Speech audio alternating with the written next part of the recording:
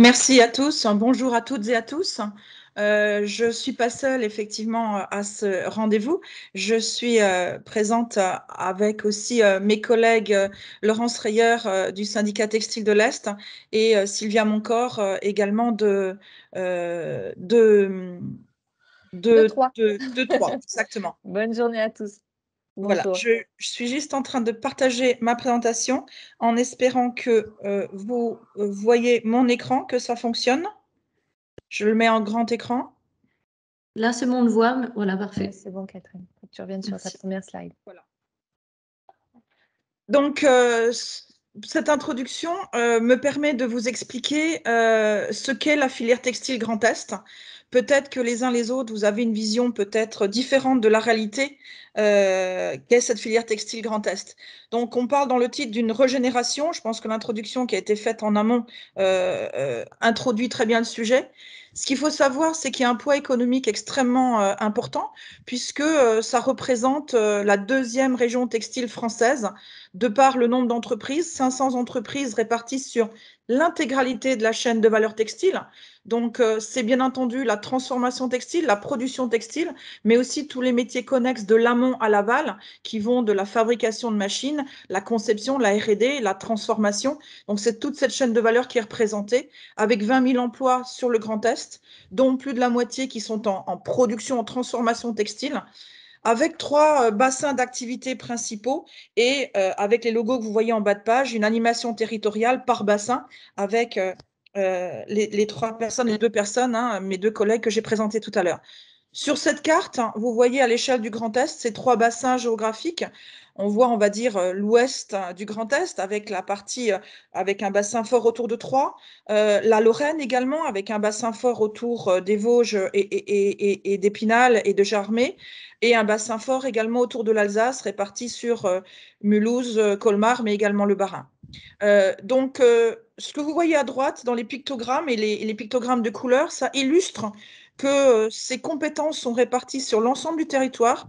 Elles sont extrêmement complémentaires. Elles vont effectivement du développement de la R&D à la production de fibres et leur transformation en filature, tricotage, tissage ou étoffe non tissée. La corderie également ou du fil pour d'autres applications. L'ennoblissement, donc la fonctionnalisation des matériaux. La découpe, l'assemblage, la confection, si on parle plutôt de produits classiques, la distribution et bien entendu la gestion de la fin de vie, où il y a aussi des entreprises positionnées dans ce domaine. Ce qui est intéressant aussi de remarquer avec ces petites barrettes de couleurs qui vont du vert clair au vert plus foncé, qui représentent pour le clair l'Alsace, la Lorraine pour le vert moyen et vert plus foncé la partie Champagne, c'est que les compétences métiers sont ventilées de façon complémentaire, comme je l'ai dit tout à l'heure, sur tout le territoire, avec quand même quelques spécificités. On voit par exemple la barrette du tricotage qui est en vert foncé, où on sait que c'est quand même dans les gènes de l'Aube notamment, beaucoup moins dans l'Alsace et en Lorraine.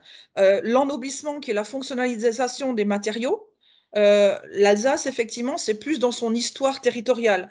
Pour autant, la confection, on voit que c'est ventilé sur les trois territoires, avec toutefois une remarque qui est que la confection en Alsace, elle n'est pas tant au sens produit, textile classique, vêtements ou linge de maison qu'on peut, on peut le trouver sur les deux autres territoires, mais plus textile technique, on va être là plus dans la découpe de l'assemblage de matériaux techniques.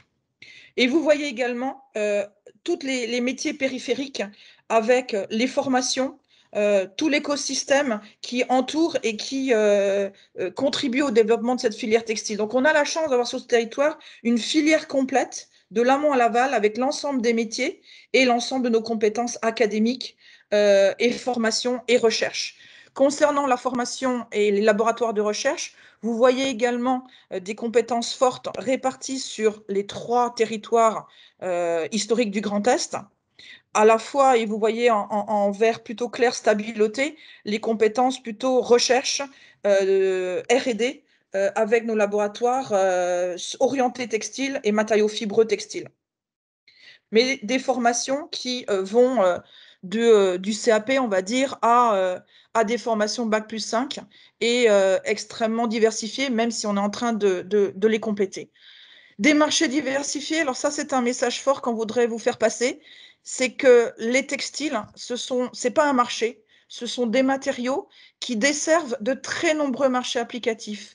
Dans le bâtiment, pour la décoration intérieure, mais également pour la construction, pour l'isolation, l'équipement pour l'industrie. Là, vous avez un exemple de housses de robots qui sont produites, j'ai un exemple en tête à Nancy, également pour l'environnement. L'équipement de la personne, c'était cité tout à l'heure, dans le domaine de la santé, l'hygiène, on a parlé des masques, mais également, bien entendu, la mode, donc tout ce qui est la protection, l'hygiène, la santé, la sécurité de la personne, et les mobilités avec tous les domaines, que ce soit l'aéronautique ou différents modes de transport. Donc, les textiles, ces matériaux répondent à des fonctions d'usage extrêmement pertinentes dans tous ces marchés. Alors, concernant le positionnement de cette filière textile Grand Est, et avec mes collègues depuis 4 ans, nous avons une vision stratégique partagée, nous avons une feuille de route commune avec des actions qui, pour 2021, 2022 et 2023, s'orientent sur les 3 défis principaux du Business Act Grand Est, et pour nous traduits au niveau textile, que sont la transition écologique et énergétique, avec bien entendu les biosourcés, leur traitement aussi, qui doit être une chimie beaucoup plus verte, le développement durable, qui est un axe fort avec l'éco-conception, la gestion de la fin de vie des produits, mais également, on a axé aussi un plan d'action sur la transition industrielle, accompagner nos entreprises vers cette transition numérique, vers des matériaux innovants, et bien entendu, pour cela, on a besoin de rendre cette filière très attractive, et la formation est un élément clé, à la fois pour la formation initiale et la formation continue, comme je l'ai présenté dans la slide précédente. Sachant que c'est en plus une filière qui recrute, ce qui ne s'est pas vu depuis des années, avec effectivement des métiers parfois sous tension importants.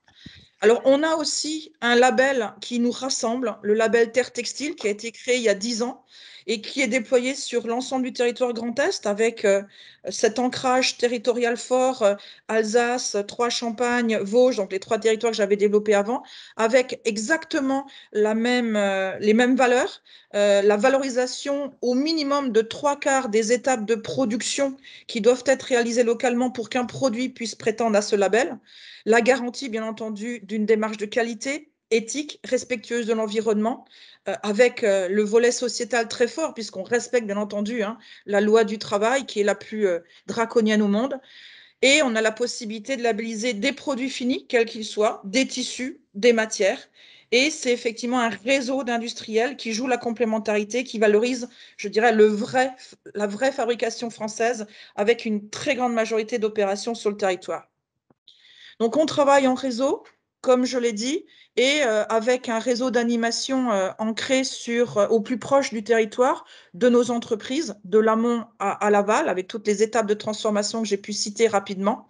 Donc, à la fois sur l'Alsace, sur la Champagne-Ardenne et sur Épinal pour la partie Vosges.